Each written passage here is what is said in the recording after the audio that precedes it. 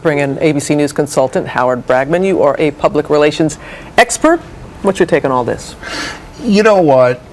When you're on an airplane, it's their plane, it's not your plane, and you got to be respectful of them, and he was wrong. You know, I usually try and give celebrities the benefit of a doubt here.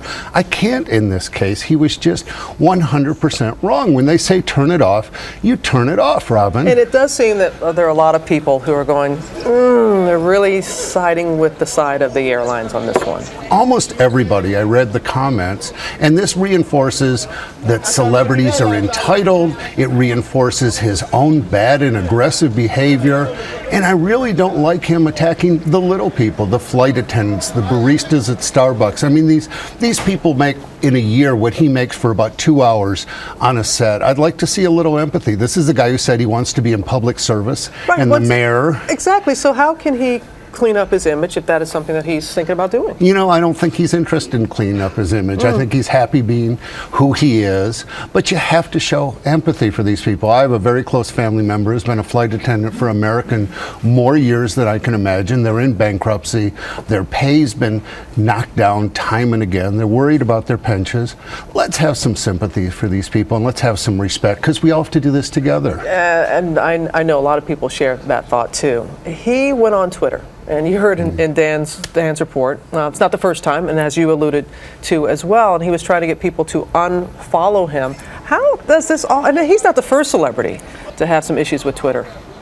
No, but he wasn't the first to Twitter about this. That executive in New York was. And what you have to understand, it's a transparent world. You go on a public flight, what happens is public. Somebody can have a cell phone, somebody tweets it, and it's going to get out there. And I think he lost this Twitter war. I don't think he won this Twitter war, and I think public sentiment's against him. Well, he admitted in his first tweet that he was wrong. He was wrong. So it's kind of hard to go from there.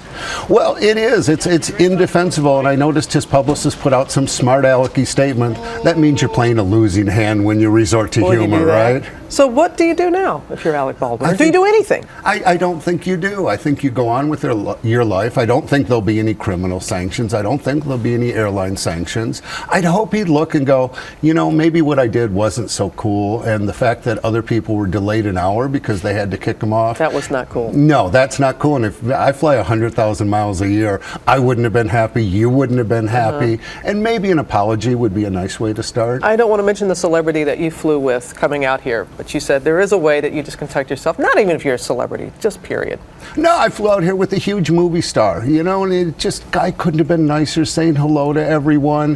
When he wanted to read or take a nap, he did. Nobody bothered him. And, you know, I understand why celebrities like to fly on private jets. It's awful nice, but when you go on a public plane, you have to respect the rest of the people and be one of them. All right, Howard, thank you very much. And you share with me who that star is. If you want to know, tweet me. I'll be happy to tell you who that celebrity was.